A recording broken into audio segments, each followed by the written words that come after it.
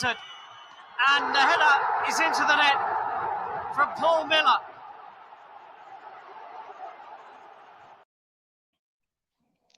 Hello and welcome to this edition of the Clarendon Chronicles Podcast. And as you saw in the video introduction, my guest today is Paul Miller, a Tottenham Hotspur footballing legend. Having been brought up in East London, Paul joined Spurs as a schoolboy, signing as an apprentice in 1976 and progressing to professional terms a year later. Making his debut in 1979 against local rivals Arsenal, Paul went on to play over 200 first 11 games for Tottenham as a tough tackling centre-back.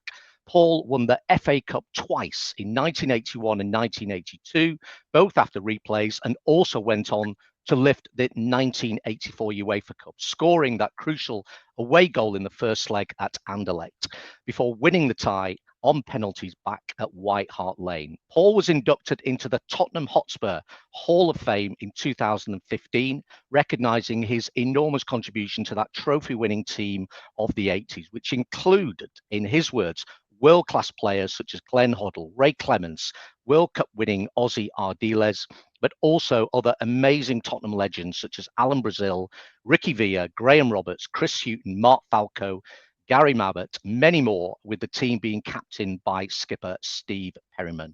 Following successful stints to close his playing career at Charlton, Watford, Bournemouth, Brentford and Swansea, after playing, Paul entered the financial world by forging a new and thriving career in the investment banking sector in the City of London. Paul and I have managed to become acquainted with each other by our shared passion for sport. And in fact, I actually saw Paul play twice in action whilst being a boyhood ticket holder at Bolton Wanderers. Paul making the lineup for Spurs in both May 79 and March 1980 in what at that time was a short 2-year stay in the top division for Bolton. Paul has very generously joined my podcast today to share some thoughts about what underpins leadership and team building, recognizing that over 40 years later, Paul is still very close indeed to his cup-winning teammates from the 80s. And in addition, Paul has offered to reflect on some of the skills, characteristics, and experiences that are equally valuable in and transferable to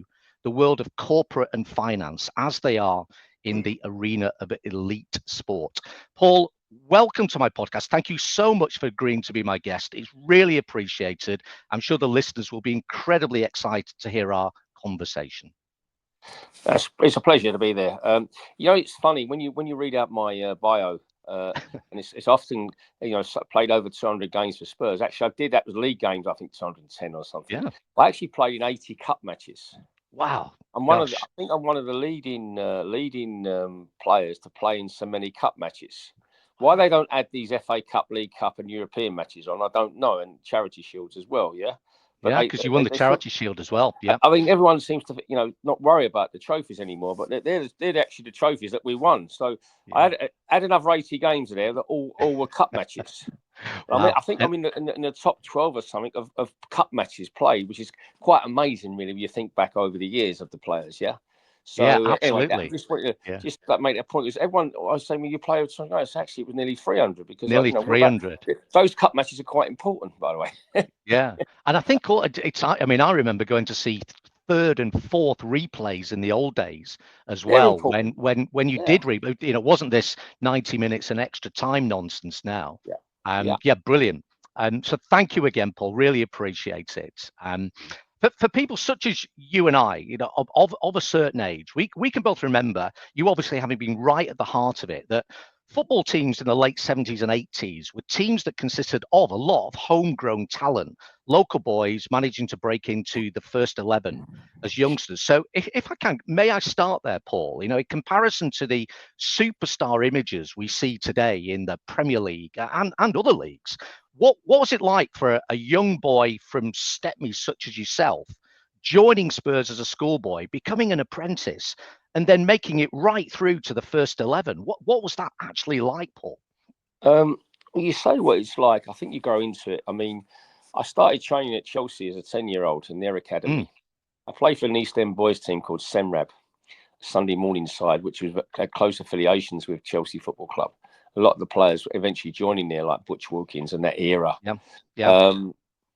I stayed there for nearly 3 years, training their training ground in Mitcham, and obviously playing sometimes at Stamford Bridge before testimonials or whatever. But by the time I got to 13, Chelsea had built an East Stand that was costing them building an East Stand, which was making them go bankrupt. Right. I was looking at things and reading. I was born at 12, by the way. You know, I was never young. And I'm looking at the finance and thinking, they ain't gonna have much money to give me, are they? And will they survive? And also, they sold two of my footballing heroes, Alan Hudson and Peter Osgood. You know, and I'm thinking, they're selling their best players. What happens to us, the kids? Yep. So I obviously our phone at home in the flat we lived in Stepney was always being bombarded by the scouts, because remember, there were no mobiles in those days, so you had phone ringing all the time. The scouts knocking on your door. So I then started to go to the other clubs. You could go to as many clubs as you wanted without having to sign anything. And I went to Man United and Coventry and Ipswich out of London. And London, QPR, Palace, Arsenal, West Ham, what else is there? That was that, and still not yet Tottenham. So I did all the others first. Yeah. So I did about 10 clubs really in all. And then one day I get a knock on the door, and a scout was there, and my mum and dad were working. I was just having a bit of tea and toast before I was going to go training somewhere. I don't know, whether district or county, I'm not sure. Knock on the door, and there's a chap standing there. He's got a raincoat on. He's got Doc Martin boots on. Yeah. I know straight away he's a copper. Yeah. I was brought up at the East End. I know what a policeman looks like. Yeah. I was told as a little boy, you don't never speak to policemen, you never say nothing to policemen. It's very easy to talk your way out of. It's very easy to talk your way into trouble. Very difficult to talk your way out of it. Yeah.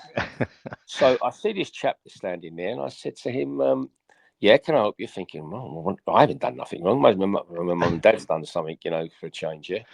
So he says, he knows I now know he's a copper. He said, Paul, good evening, Paul. Good afternoon. He said, I'm not here on official business. I'm here. And he gives me his card. On his business card is Tottenham Hotspur representative, Harry Brooking, scout. I said, I wonder when you lot going to come round. You're the last ones. Ain't you ever been there? Yeah. All the other clubs have been. So I said, come in. Do you want a cup of tea? Now, I'm 13, by the way. Yeah. Yeah. I mean, I'm letting this stranger come in. But of course, in those days, I could fight. I brought up a hard way, a tough way. So this elderly gentleman, quite tall, by the way, didn't have any fears for me. And he's a policeman, but I know he's a policeman. Yeah. So just hoping we didn't have anything in the house that he should have seen, as you can imagine. Anyway, he comes in, he have a cup of tea, and then I see. He said, by the way, have you seen my surname there? I said, yeah, Brooking. He said. So he said, you must know my son. And by the way, Trevor Brooking had just started playing for West Ham maybe a year or two earlier. I said, well, Trevor, yeah. I said, West Ham player. He said, yes, my son. I went, wow, okay. He said, and he started explaining. So that broke down lots of barriers, by the way. Obviously, Trevor Brooking's dead. Wow, yeah. And anyway, he stayed, and I left, and my mum come home. I think she made another cup of tea for him. And 2 weeks later, he took us to Spurs to watch a game on the Saturday. It was a cup match. They drew. They were crap. He took us for lunch in a pub next. There was no corporate hospitality in those days in the club. No one had that. And he took us next door to the pub, the Corner Pin, where we had nice roast lunch. And my mum, dad, and I, we'd got the buses there. My mum and dad never drove, so we got two buses and went in 2 buses home. And I met Bill Nick after the game. Yep. And he said hello, and we can make you welcome, blah blah blah. So that was the start of it, really. That was the start of it, and then I sort of fell in love with the club. Even though I was at one stage training at 4 clubs in 1 week: Tottenham, Arsenal, West Ham, and Crystal Palace. Wow. Who was buying all the best young players up then? Malcolm Allison, yeah. And I had a lot of friends going in. Obviously, it was very. A big pull for me to go there as well, but it was in South London, and Spurs was down the road, and I was a massive club. And also Bobby Moore was my was a family friend. I got introduced, and I had a chat with Bobby, and he said to me, "You got to only play for Arsenal or Tottenham," and I thought you'd go to Spurs, and that's what I did. I took the best man's advice, top man. I signed up to Spurs and never regretted it. What an insight, Paul, to the comparison versus today. must be unbelievable, and joining such a club. Thank you for sharing what is a fantastic insight into how you joined Spurs, and that was at a young age, Paul. And when you joined Spurs, there would have been, I assume, sort of 2-3 years of kind of all the hard work to get into the first 11, including, I know, going to Norway. And if I can ask again, when many of us take on new roles, new responsibilities, you as a young boy joining a massive world football club, we're not automatically brimming with confidence when we do it. So what was it that actually enabled you to think, do you know what, I can actually make it in this game? Jeremy, if you ask anyone who knows me, one thing I've never been shy on is confidence. I was born to play, right? I'm not saying I had the gifts of Hoddle or Ossie, and other great players, but what I'm saying, I was never lacking in confidence or belief, right? I was a man at 12. I had to. My brother's 9 years younger, so I had no elder siblings or whatever, and so I'd been at the clubs a long while. I knew how the system works. So Tottenham was the next step, really. I didn't actually get anything carried away. I thought, you're lucky to have me, by the way, because I'm not joking. But at the time, I'm probably one of the best 10 young players of my age in the country. Because you know all the other players, by the way, because you play against the counties and districts and cities or whatever, yeah? So I knew the best players in Manchester and Liverpool and Sheffield, right? So, and obviously in London. Actually, my London boys team, 10 of us made it. 10 out of 11. Never happened before, never happened since, right? So all I'm saying is I played for one of the most successful city teams they've ever been. And also then joining Spurs, the youth team was always going to win things. They had great coaches there, good people, and at the time I signed, it was people like Mark Falco, Mickey Hazard, Chris Hughton, Glenn Hoddle were all coming through at the same stage. Glenn had been a couple of years older than that, but we had some fantastic players, and later on in a few years later, we actually one game played eight homegrowns at the 12. It's a club record, never been done before, never been done since. We beat Liverpool that day 2-0. Yeah. Liverpool, European champions at the time, yeah. Yep, at the time, yes. And we had 8 homegrowns playing. Wow. Right. So what I'm saying is, I joined the club at a time when maybe Bill Nick had let the players get a bit older, and without replacing them, because he was getting older himself, obviously, and let go of it a little bit. And it was a time of change. We had, Bill had managed for 17 years, and we had 3 managers in 2 years with Bill, Terry Neal, and Keith Birkinshaw. So it was a time for a lot of turnover of players as well. Some good, some not so good. We got relegated at that time as well before I started playing. Yep. Never been relegated in 50 odd years or whatever. Yeah, and we go down, come back straight back up. To be fair, the Norway thing was that I was 17, 18. I wasn't playing. I thought I was good enough to play. I knock on Keith Birkinshaw's door every day, every day. And Steve Perryman's encouraging me to do that as well. Big mentor in my life, Steve, and great friend, and still. And Keith saying, "Well, you're ready," and blah blah blah. Anyway, Steve says to me one day, or not Steve, sorry, Alan Brazil, my good friend, said, "I'm going to America." Because a lot of young British kids were going to America to do the running for the senior players who were playing in America then, like Pele, or Beckenbauer, all those people, yeah? They needed some kids to run around, didn't they, for them? And he said, "Why don't you come over to the States? Good money, have a great time, and do your football any harm?" I said, "That sounds good." So anyway, I was thinking about that, and then Steve Perryman said to me, I spoke to Steve, I said, "What do you think about America?" He said, "Yeah, not bad." He said, "But you have a great time, come home with a few quid, but is it going to do your football any good?" I said, "Well, what else? I'm getting frustrated here." He said, "What about going to Norway?" I said, "Well, what about Norway? I didn't even know Norway played this summer." He said, "Well, look, I've got a great friend who's on the Norwegian FA, a guy called Lars Ugland of the Ugland shipping family. Very nice chap, one of our great friends." And he said, "I think you can find you a club there." Cut a long story short, a team called Scheid in Oslo had just got promoted from the 2nd division to the 1st division. A young side with a young manager who managed the Norway under-21s, actually. And I went there on a sort of weekend look at me basis. Well, I went there and did it. Norway was amateur then. They was amateur. So I go there. If I go there, I've got to relinquish my professionalism, right? What I do.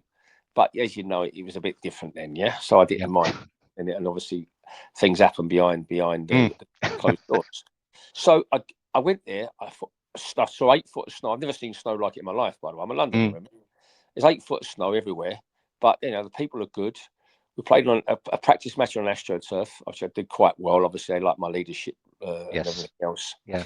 They wanted to sign me. I said, okay, I'll come. And I then negotiated the flight. Steve told me what to ask for, everything else: the bungalow, a cleaner. I go to a hotel every day and have lunch and dinner because I never cook and don't do anything. I've never done anything at home anyway. Yeah, I'm old school. So all I'm saying is, I went and did that, and I spent 6 months there. We ended up finishing 3rd, qualifying for the UEFA Cup, and I was voted best foreign player in the season. And there were some good players there. Norway would started to come through, obviously, as Sweden did as well, and Denmark. Or Denmark 4 years later won the Euros. Yeah, they did. So, Anyway, I come back to the club. We've signed 2 Argentinians. The club's a different place. Where there used to be 8 press men on a Friday, now there's 28 there on a Friday from all over the world. So I went, wow, what's happened here? And we got promotion, obviously, while I was away. And they were back in the first division. And we were still not really good enough. We had Steve and Glenn. And Ossie and Ricky. And to be fair, they was the only 4 that was kept on throughout when we moved up to our successful times. But obviously, I went back a few months later. I started playing, as you said, a debut against Arsenal, which was a great time for me. That's one of the special place. I couldn't have made it a better place actually to debut there. And obviously, then after me, Mark Falco and Hughton and Mickey Hazard. Glenn was already in the team, started joining me. So we started, becoming a group. And we signed Graham Roberts and Tony Galvin, both from non-league, which really become like homegrown players. Yeah. So, they're 2 as well, not similar age and whatever. All of these are still my great friends, by the way, all the people I've just mentioned. I see them regularly, always. Actually, in fact, we're having our Christmas lunch next week together, about 18 of us.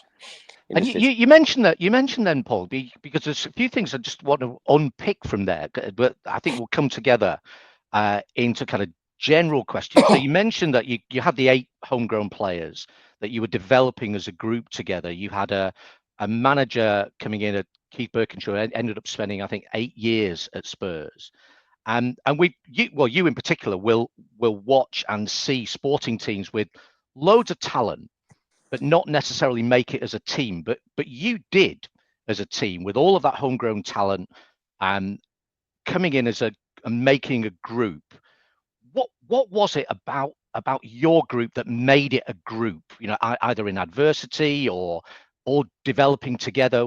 Would you pinpoint anything that said this is what made us a great team of the early 80s? Well, I think really is that it helped that we knew each other really well. We had a very strong leader in Steve Perryman, who played at the age of 17, and played in various teams. He played with Jimmy Greaves, Steve, and Dave Mackay a couple of times. So he played with the true great Steve at the start of his career and went on from there. So we had that. Keith Birkinshaw, honest Joe Yorkshireman, who brought in Pete Shreves to give more confidence to the players and a bit more different type of person, and coaching techniques. And we just filled the gaps and we had good players. I mean, that was the thing. We had good players when we signed Archibald and Crooks. Up front, we signed Ray Clemence with the last piece of the jigsaw, a wonderful goal. My best friend, and we lost a couple of years. Yes. What I'm saying is that we had the right puzzle, all the bits fitted. We had a good squad. We had decent younger players coming through, a great young group coming through as well, who then started playing as well, especially later on in Europe. So what was it about? I mean, I would just say it would have been the right ingredients, right senior management, the right youth level. I mean, when I first started playing, Ron Henry was our coach. He played in a double side. Now, when you got somebody who won the double in a European Cup saying to you, this is what you got to do, you take notice of him, man. He had the best left foot in the gym, by the way, gymnasium. So when you're surrounded by people who've done it and are successful, as you do know in business, that spurs you on, pardon the pun, I'm get used to that. I'm trying to make the parallels, which some of the things you said there in business and around boardrooms. I know you've been in the finance and corporate world as well. So what some of the things you just mentioned there. So a great leader, a great manager, some really skilled, different personalities as a coach in Peter Shreves. Other people who got the experience of winning European cups and doubles, plus a load of young people as well. It sounds really obvious, doesn't it? That looks like a fantastic blend of talent in any organisation, whether it be football or otherwise. But if you get all of that together, how it can work together. And I guess if you don't have all of those things together, it becomes pretty obvious that you don't, and it's not going to be quite as successful. So when you've developed as a team and youngsters, and as you said, when you get back from Norway, and for the benefit of our younger listeners and football fans, it actually might come as a bit of a surprise that you and I both know there weren't many overseas players in the English game back in the 70s and 80s. And I think there's a stat somewhere that says even on the first day of the Premier League, 1992, I think there were only 12 international players that made the lineups in that weekend at the start of the Premier League. And Tottenham Hotspur went out and signed 2 players who were in the World Cup team and squad who won the World Cup in 1998. I mean, you mentioned the media reactor. What was it like integrating those brilliant players? That's 1978, actually, not 88, 78. 78, my apologies, yeah. I mean, what I'm saying, yeah, you're right. I mean, I was over in Norway when we signed these 2 Argentinians. Yeah, I'm still got a month or 6 weeks to go there. Yeah, yeah. And you know, this is mind-boggling. Ossie and Ricky became the first 2 foreigners ever to play in the Premier League. Yes, in the first division. I think they've been. I mean, I think Leeds had as you would know, had Albert Janssen back in the mid-60s. Yes, yeah? South Africa. But I mean, he still lived here. He was, he lived here then. He weren't just like he didn't just come over from there then and play. He'd been a kid and brought up here. So what I'm saying, Ossie and Ricky come. This was mind blowing. No one had done this. We pay a lot of money. We're signing 2 World Cup winners. Wow, yeah, Argentinians as well. Not just someone from Finland. Pardon the Finns. But, you know what I'm saying? Someone we just watched on the telly for a month. Yeah, megastars, and as you say, it changed our club forever. Actually, yeah. And we were the first of the lot. And obviously afterwards, people followed, signing South Americans particularly. And in summers after, a lot more came in, but not really in the 80s. In the 80s, which certainly from 77 to 85, when we were banned from Europe by UEFA, who just banned us not because of the Heysel, because we kept winning everything, all the clubs. You look at how many European Cups we won, how many Cup Winners' Cup and UEFA Cups we won. Ourselves, Liverpool, Everton, Forest, Ipswich, Villa. I mean, we all won trophies then, right? We're all top clubs then, by the way, with top players, predominantly British, right? Liverpool later on had the Dane, yeah? But all their major success was British players, yeah? Yeah. And us, and Ipswich. Ipswich had a couple of Dutchmen, to be fair, yeah? They did, yeah. Muren and Tyson, they was sort of the second lot to come in. Bobby Robson brought them in, yeah? So, but it was British really, and we never had a good international team, but we had great club teams. Because then again, we had the wrong managers managing England, but that's another story. So you mentioned there, all those teams winning the competitions with again largely British players, Liverpool, Forest, Villa, Ipswich. I remember watching all of those games on the TV, and I distinctly remember watching both of your FA Cup wins. I think I missed the QPR game on the Saturday because I was playing cricket at the time, but watching the replay. So 2 back-to-back FA Cup wins, Charity Shield and UEFA Cup in 1984. And again, for the younger listeners, the FA Cup final was the only live domestic club game shown on TV in the whole season. I know you must get asked this many, many times, Paul. What is it like going back to 81 and 82 and winning what must be the boyhood dream of everybody who plays football at school, winning the FA Cup not once but twice? I mean, that must be amazing, Paul. Well, as you know, you just said about boyhood dream. The reason we want to be footballers, right, is because of the FA Cup. So my first memory of an FA Cup final was actually Spurs against Chelsea. I remember I'm an East End boy. I don't really support anyone, to be honest. I don't support Arsenal, Tottenham, West Ham, who everyone else supports. I quite like Chelsea, but I'm not really. I'm 7 years old, yeah? What I'm saying is that I watched this cup final, right? Because it's the first London Cup final, I think you'll find. The Evening Standard had a colour pull-out, front cover. It was amazing on this Friday night. You know, the Evening Standard do this paper with the two teams in colour on the front of it. I've never seen a colour paper before, yeah? And what I'm saying, I'm watching this, and you go out the street after, over the park after, and you want to emulate those players you've just watched. Yeah, absolutely. So I'm telling you now that every English player from that generation, and maybe later as well, they want to play football to play in a cup final. Yeah. That was the biggest dream of your life, to play in a cup final. Wish of your life, yeah? You all went to bed dreaming about, I wish I could have played in that cup final, yeah? So when it actually happened to me 14 years later, and obviously there's a bit more of a build-up, you know, you win the semi-final. As was even different, because we drew our semi-final, first one against Wolves at Hillsborough, when Clive, last minute penalty, the absolute Burke, which never. And we have a replay at Highbury. How we have a replay at Highbury, I don't know. I know. I do it now. I know when I'm older, because the FA wanted more money and Arsenal held 65,000. Bigger ground, at Highbury rather than anywhere else. And so we ended up having about 50,000 there, and Wolves have got 15,000 because they haven't got the money to come down. It's midweek as well, yeah. We absolutely demolish them. Ricky Villa scores 2 fantastic goals, and Gar 3-0. The second half is a formality. Our crowd are trying to break down the stadium. They're jumping. I've never heard. It's the best. If you ask any Spurs player of my generation, what's the best atmosphere you ever played in, we'll say that night. That Wednesday night at Highbury replay against Wolves. It was absolutely pandemonium, because they're trying to break the stadium. They're jumping on the seats, everything. Because remember, we're winning this game at our biggest rivals. The club we hate, we can't stand, yeah? So it was a great occasion. Then you go to the final. You got 3 weeks before the final. So we then go on. We have Chaz and Dave, our great friends, Spurs friends, and they make a record with us, Ossie's Dream. You know, I remember. In the charts, we go on top of the pops. We go on Blue Peter, that we'd watch from kids at school. It was all like, it's a bit of a, this dream, a fairy tale, really, yeah. And then we go in the hotel where we always stay, the Ponsbourne Hotel near the training ground up in Cuffley.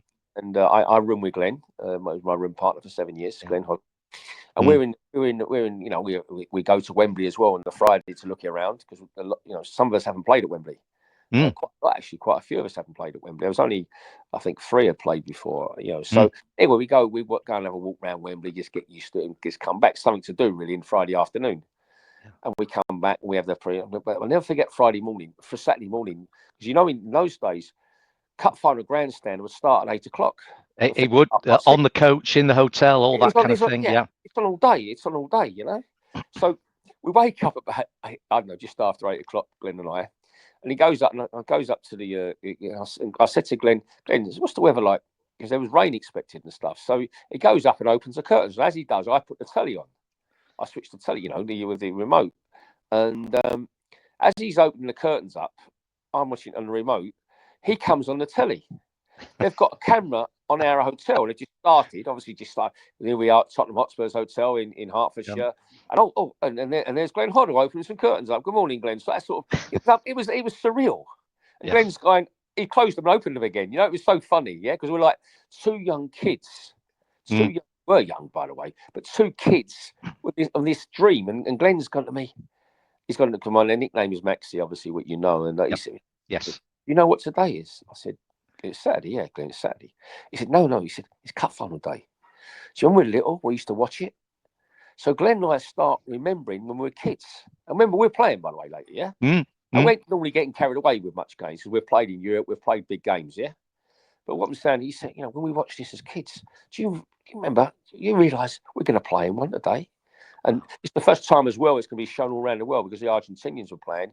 It's going to be shown in South America as well, yeah? As well as everywhere else. So we're going to, we were told something like, 1 billion people are going to watch us that day, yeah? And it was, it was quite surreal. And I said, "Yeah, I remember." He said, "Do you remember when you were young?" And I said, "Yeah." And we start talking about the old finals we saw years ago, yeah? So it was great. And then obviously the day starts, you cup final suit, and the rest is history, yeah? But I mean, it was a very special time. And we were lucky we had 2 replays both years. So I think we were greedy. We had 4 of them. We had 4 cup finals. It was wonderful. It was wonderful. Yeah. I mean, I remember watching that. I think it was City was the first one, wasn't it? And Yeah. It was 1-1. I remember it was an own. Didn't Tommy Hutchinson score at both ends? It was sort of that deflection off the wall, and it was 1-1 in the first game. Then the Ricky Villa goal in the second game at 3-2. Yeah. I mean, that's exactly the 1-1. The first game 1-1 was quite even. They played quite well. City they nullified the field. Ricky got taken off after an hour. He did, yeah. Ricky Villa was either great or poor. He had he didn't have an ordinary game, a decent game. He was either terrific or crap. And he'd laugh and say that today because he comes over every year, still for a couple of months. So yeah, I mean, we probably got away with it a little bit on the Saturday. Though there wasn't a lot of clear-cut chances. And replay, obviously, we scored after 4 minutes. Ricky scores after 4 minutes, gives him a load of confidence, sets the game up, and it's one of the great cup finals, isn't it? I mean, they absolutely part as well, yeah. How did it differ, Paul? So you win that. So you live out the boy dream. And I remember exactly what you described there. My sort of first recollection was watching the Leeds Arsenal FA Cup final in '72 when Clark scored. Yeah, I remember. And, vividly remember going out into the garden and mimicking that diving header against Arsenal. How did it compare to winning the UEFA Cup, which I get, it's a European competition?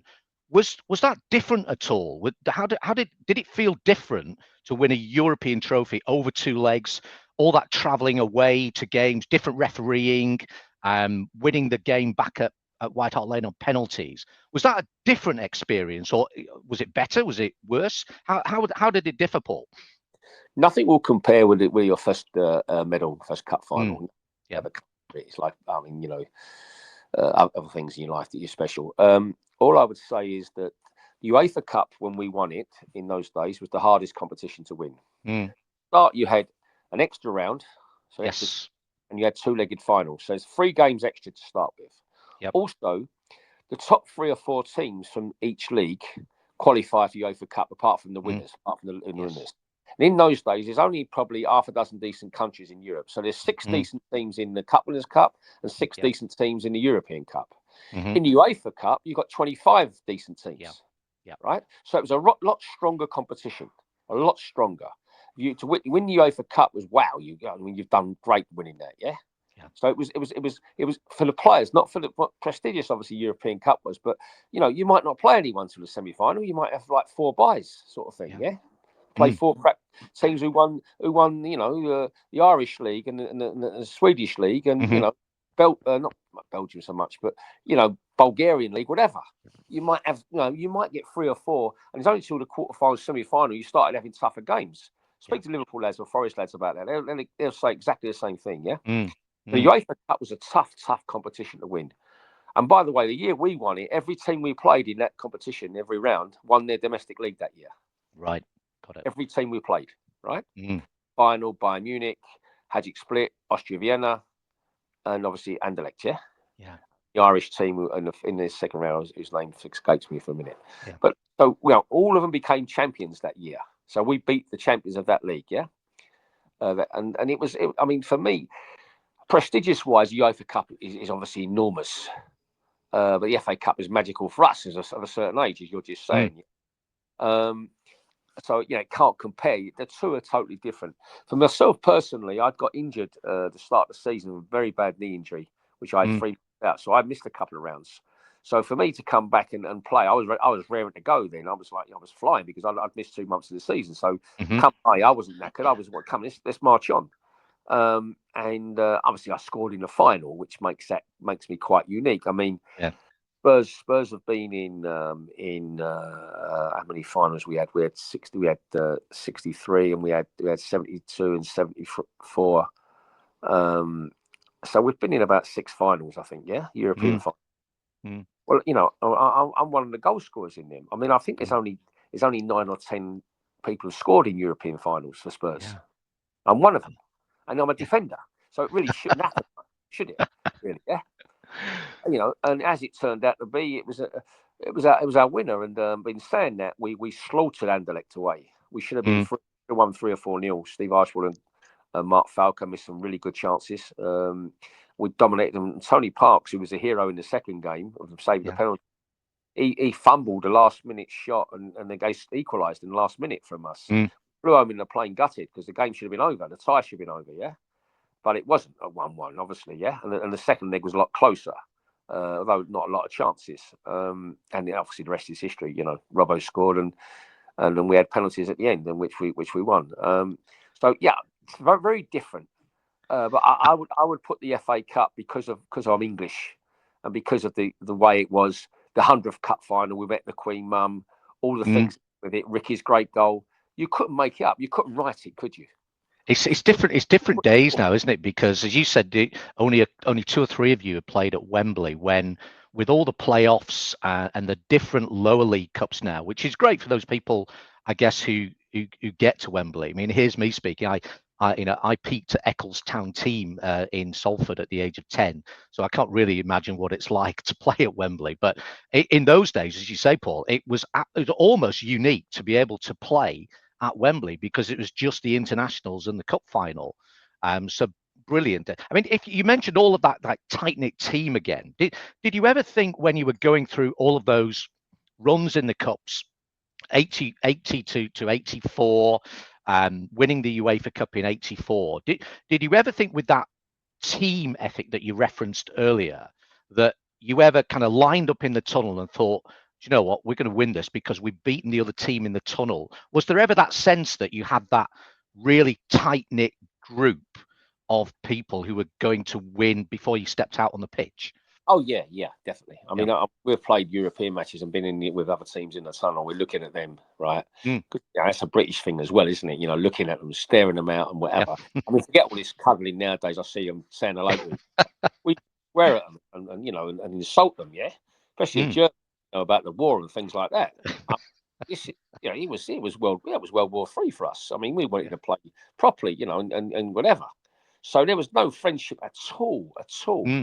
You know, with them, and you know, they were just this Johnny Foreigner, by the way. You know, I go back to the old days. I mean, you know, I said to a German captain whose name escapes me for a minute, the striker, Karl-Heinz Rummenigge. Sorry, you know, I got him in the tunnel when we were lined up. There's Ray Clemence, Steve Perryman, Ray Clemence, myself. Yeah, third down.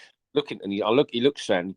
Remember, he's the German that Hitler wanted, isn't he? Blonde, blue eyes, 6 foot. Yes, yeah. And I looked at him and said, "Oh, you?" I said, "You so and so." I said, "You bombed my nan's house in the war, and I'm going to whack you for that." Yeah, in words, it looked like he said to me, it looked like I was mad. And he said to Steve Perryman, "You allow him to say this?" And Steve Perryman gave him the right answer. You imagine what he told him, yeah. But I just think we put it in his mind. Oh, whoa, hold on a minute. What it is a bit, yeah. So what I'm saying is that, you know, Clem had spoken to us about Liverpool when they won things about the tunnel as well, and how they would be mentally, yeah. So you learn to be a bit tough, nasty, because it was, and also in those days it was very physical, not like today when it's, you know, yes, yeah, game completely nowadays, different pitches, different everything, referees, everything else, yeah.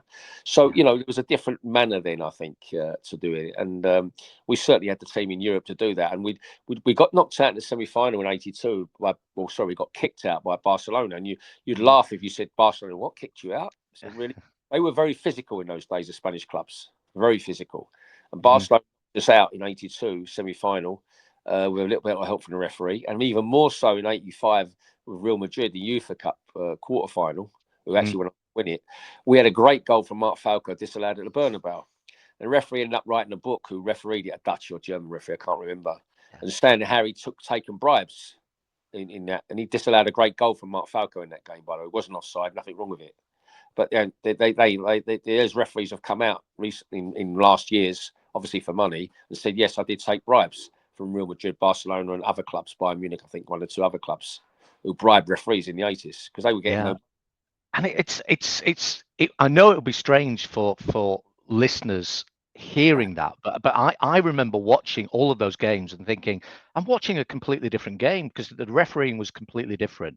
Well, you know, I had a kind of boyhood association with Leeds United as well. You know, I'm based near Leeds now, but I remember sort of the 1975 European Cup Absolutely. in Paris, lost against Bayern Munich, perfectly reasonable goal from, I think, Peter Lorimer. Remember And, it, you weren't just facing the team, you were facing complete hostility as there's well one, in those games. There's one there. You're right, that game. What about Mm. Forest?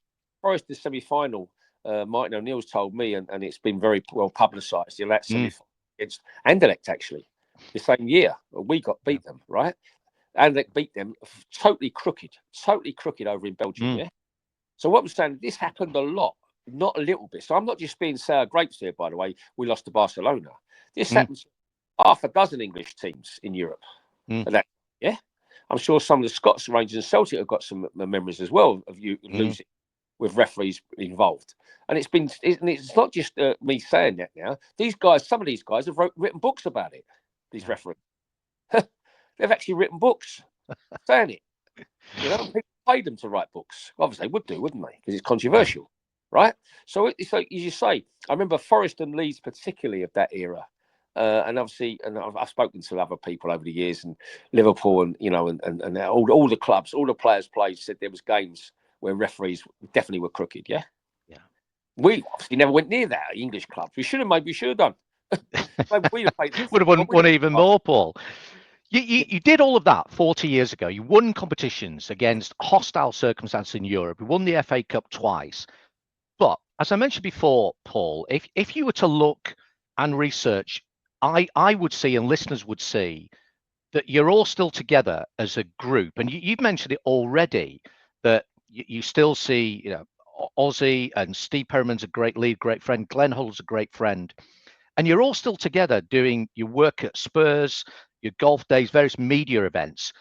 What do you put that down to as being, and I'm just thinking about other circumstances where teams are still tight-knit 40 odd years later. What do you put that down to, Paul? Well, I think for a start, we all knew each other from young teenage years, yeah? Yep. We generally lived quite close to each other as well, not a million each other in and around London. Not in London so much, outside, in the counties. A lot of us still go to the games, the home games. And we obviously, a lot of us play golf, and lots of the charitable events and stuff. We get invited to lots of lunches and dinners, I would say as well. We just see each other a lot. And these are my best friends, by the way. I have no friends. I don't really want anyone I went to school with. It wasn't a great school. And I'm saying, so, like Mark Falco, I've known since I was 10. Chris Hughton since I was 13. Glenn since I was 13. Mickey Hazard since I was 13. These are my oldest friends. I've got no one old. So, they're my mates. Is it still the same, Paul? Is it like even if you haven't seen them for a little while, is it just like we're straight back to 81, 82, 84? No, we don't talk about that. We used to have banter. We've all had marriages, we've had kids, we've won and lost in life, in things and other things.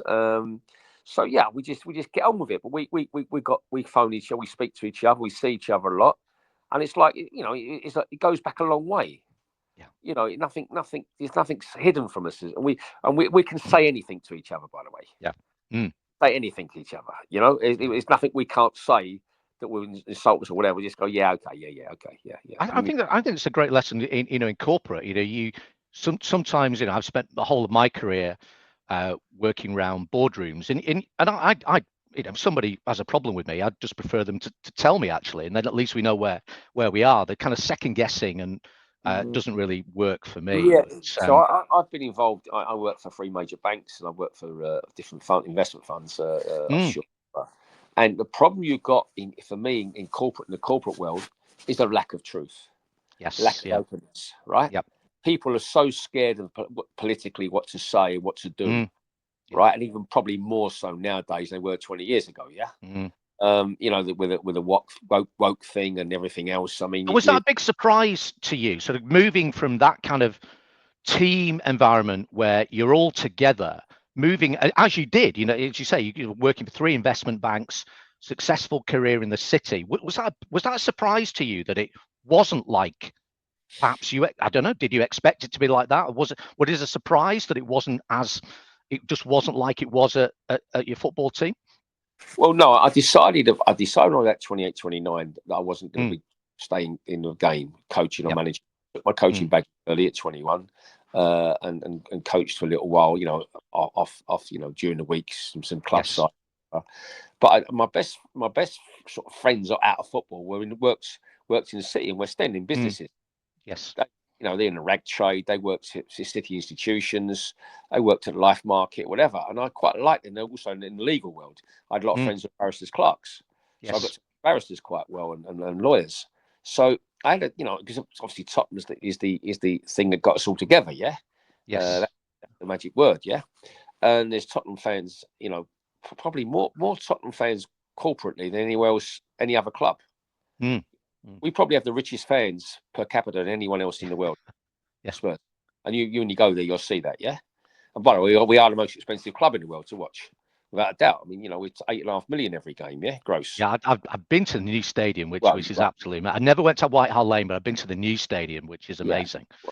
So all I'm saying is that it wasn't difficult for me to make that transformation. I made my mind up 2 or 3 years before the injury forced me to retire.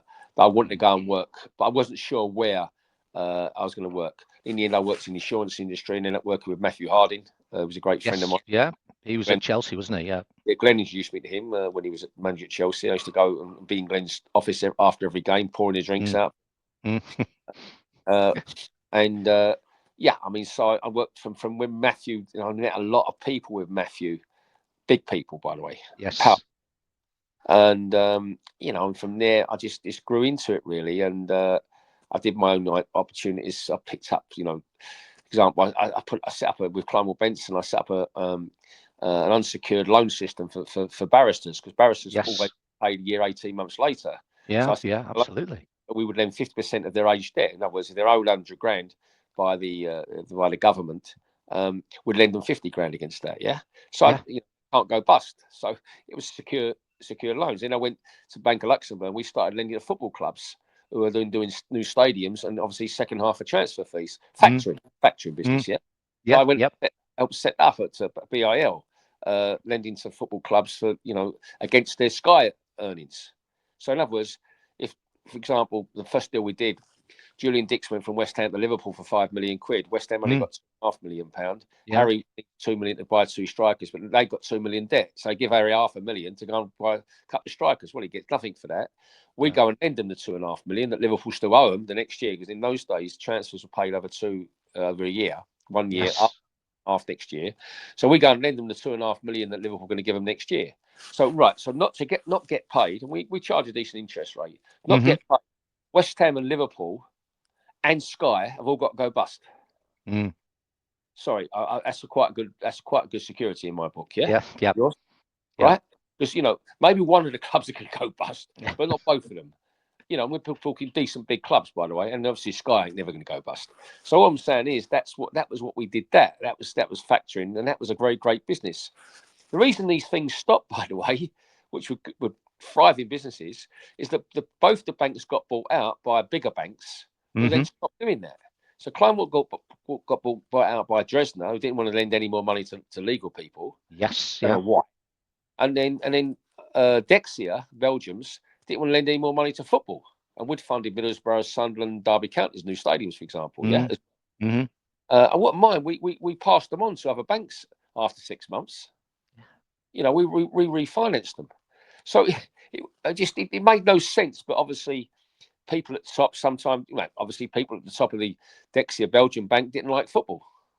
Yeah, so it's just, I'm actually fascinated by the parallels between sport and business, because having been, my background was as a CFO, and therefore I'm a little bit sad. I kind of read where there are publicly available accounts. I do like to study them and understand, the income streams, the level of debt. Looking at, for example, Manchester United as a public company, what's going on around the change of ownerships, how they're going to fund the structure, what's going to happen with streaming versus Sky.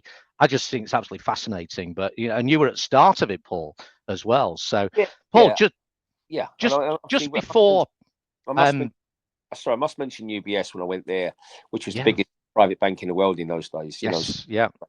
I went there to set up to look after tennis, golfers, and footballers accounts. But we didn't have. They couldn't open an account in England. They had to open it in Switzerland. Right.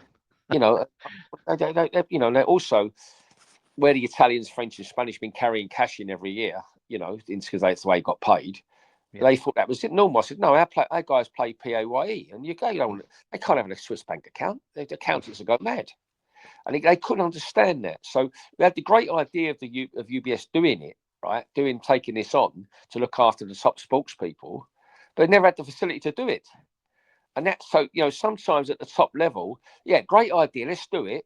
Well, first of all, what about the mechanics of it all? Where are they going to bank these guys? What do you mean? Well, they need someone to go and draw cash out. They want to put their money in somewhere. They want to pay their direct debit from somewhere, right? Normal banking, yeah? Oh, all right. No one actually thought of that. And this is the biggest private bank in the world at the time. Yes. Yeah. No one had thought of the mechanics of it. So there you go. It can happen to the biggest firms, yeah? It's just, I'm glad you mentioned UBI. I remember it's by Liverpool Street, I think, isn't it? That's the big. I was in Curzon Street actually. Yeah. I remember doing lots and lots of presentations in the UBS offices. Yeah, so I was in private banking in Mayfair. I lived in Mayfair as well at that time, and I could walk to work. So I was in Curzon Street with their offices there. So you know that's obviously closed there now. They're still in Liverpool Street. Always have been. You know. Yeah.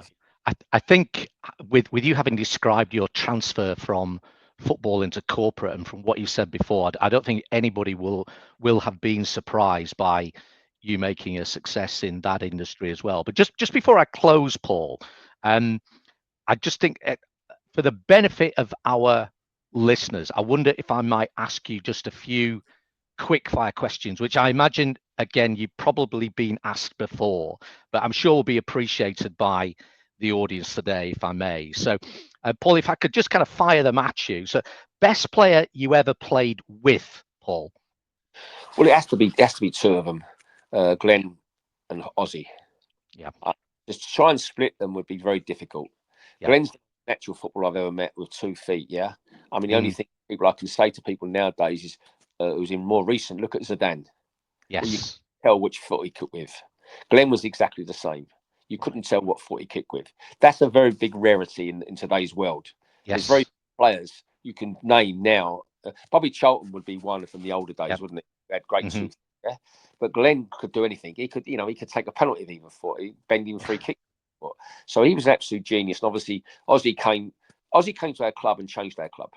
He changed that club completely, the mentality of it, and the worldwide knowledge of Tottenham Hotspur. So Ossie's a massive influence in our club, as much as ever as Jimmy Greaves was, and Dave Mackay, and Jennings, who's still there, and longevity as well with us on every match day. So but Ossie and Glenn, it had to be 2. It can't be 1. Is the point I'm saying. Okay, 2 amazing players, and I remember you going back to Spurs being relegated that year. I remember watching Glenn when he did play at Burnden Park at Bolton in that second division, what was then the second division. So fortunate to see him play. So, best player you ever played against, Paul? Well, it's difficult. I mean, I'd have to say the best pair. Because remember, we're marking 2 players in those days. The 2 centre halves marking forwards. It's a different system. A lot of 4-4-2 or 4-3-3, but more 4-4-2 in those days. Yeah. I have to say the most successful partnership there's ever been in English football is Ian Rush and Kenny Dalglish. Yeah. Right. There's not been a better partnership in history than those 2, as you would know, success-wise. Yeah. No one's won more than those 2. Scored more goals more than those 2. Made more. Kenny used to made half of Rush's goals anyway. Yes. They could play. They were both brave. They had the lot. Rush's pace, Kenny's technique and cunningness. I mean, wonderful, wonderful players, both of them. And we'll go down, and that's why both of them today are ambassadors at Liverpool directly. Liverpool, absolutely. And why not? Because they won't ever get a pair like that again. Certainly in my lifetime, I don't think. Yeah. Yeah. Again, fortunate to see them. Yeah. Yeah. I would say those 2, but played against some many, many great. I mean, the Everton pair of Andy Gray and Graham Sharp. I mean, that was another different type of game. That was more physical. Yeah. Same as Gary Thompson, Cyril Regis at West Brom. That was more physical. Yes. Yeah. There was lots of great Stapleton and Sunderland at Arsenal. I mean, Hughes and Stapleton, Man United. It's been some great. My early days, my first, second, third game, Joe Jordan, Lou Macari, two horrible Scots, by the way. Yet Joe, you couldn't meet a nicer guy off the pitch than Joe Jordan. On the pitch with his teeth out, a lunatic. Yeah, lunatic. You've seen some of the historic moments with him as well, haven't you? So I have, yeah. Again, he obviously played for Leeds, and I was following Leeds and Bolton at the same time. So yeah, and then they went off to Man U. Yeah. Paul, toughest, strongest player, hardest player you ever played with or against? Well, obviously, Graham Roberts alongside me was a foe of mine, and I think we didn't take any prisoners, and I don't think we backed down against one either. So Robbo was my big playing mate. Against that, I'd have to say people like Billy Hamilton and Mick Hartford, who really tough guys. I've already about the two Scots at Everton, Gray and Up. Who left it there with you? Don't worry about that. Yeah. There's a lot of players in those days left it with. I mean, it was they had to protect themselves as well. Yeah. So some of them could be nastier than the people marking them. Yeah. And you knew they were. But I mean, I would say that they those lot would be in that bracket. And yet, I've met all of them since. I know them all since, and they're all wonderful guys, and we all cuddle. Yeah. And it's lovely, actually, 30, 40 years later, we're all still, how you doing, or whatever. I think Andy Gray was a special player as well. He won he was the first winner of the PFA award, and he scored great goals for Wolves, and and then obviously went record fees. When he got sold on, and I mean, terrific player. Andy obviously made a great career in media, which he would do. Yes. A lot about the game, but he for a man, it wasn't that tall. It was wonderful in the air, could hang, magnificent head of the ball. Today, no one wants to head the ball. No, you see very few goals being headed in. I mean, Arsenal are doing well because they've got 2 or 3 like heading the ball. People don't like marking them. I mean, it's ridiculous. I just think that the game's changed. Maybe not for the better. Maybe not. Pitches maybe not. Better, the medical's better. Is the game better? I'm not sure, and I think you've only got to go and do a poll amongst fans, and then you'll get the answer. Yeah, certainly at my age. Your best game or your favourite game for Spurs, Paul? It'd have to be the FA Cup replay with Man City. It'd have to be that because we took to win in the way we won, the manner which we won with always and the crowd and even think I was even on the following Sunday doing the coach along the high road, the bus, open top bus. Just wonderful memories of that, and to win an FA Cup medal. And I was only 21 then, by the way. Yes, something I dreamed of as a little boy, going to bed as a little boy, sleeping and dreaming about it. Yeah, and when you fulfil that, it's magical, actually. Yeah, I mean that still gives me goosebumps. Yeah. Even today, the European one. It was about time we won a European trophy because we'd been knocking on the door. And obviously we'd been robbed one year, and we just felt, it's our time. By the way, we're gonna win one. Disappointing. We didn't win more actually. But then '85 they banned us. They didn't ban us because of highs. They banned us because we kept bloody winning all the stuff. That's why they banned UEFA. You've seen that crooked UEFA are anyway. With the all I'm saying is that the FA Cup, first FA Cup. Win was for me magical and was something that I'll always remember. And I know my family will. My brother's 9 years younger. He was a young boy. He was in that party afterwards and got a FA Cup with him. So he remembers it as well as different times. So it was good. It was a great time for all of us actually because a lot of homegrowns together, grew up together, and winning those sort of things. So that was special. Amazing, absolutely amazing. And away from White Hart Lane. Any favourite grounds, any great grounds to play at that you really enjoyed playing at? Yeah, I love going to Highbury, only because of the hatred for them. And I'm very fortunate to have won there a few times. As I mentioned before, the Wolves semi-final, but we had some great games with Arsenal at Highbury. Proper world wars as well, because they had some terrific players, Liam Brady, Graham Ricks. Yes. There's some fantastic players. I mentioned 3 left-footers there, by the way. You noticed that. But no, I mean, Arsenal, And I love playing at the old Wembley. I played there 8 times with Spurs. It was a great place to play. Always full up. I know it was traditional. There was a running track round, a dog track round it. Yeah. But it was, you was at Wembley. It was something special. I mean, Wembley's probably, they played semi-finals there now. It's taken a bit away from it, I think. The only time you played at Wembley in the old days was an international or final. Or the final, yeah. I was fortunate. I went to the Cantona final when Manchester United beat Liverpool with that one goal in the last 5 minutes or so. So I went to the old Wembley.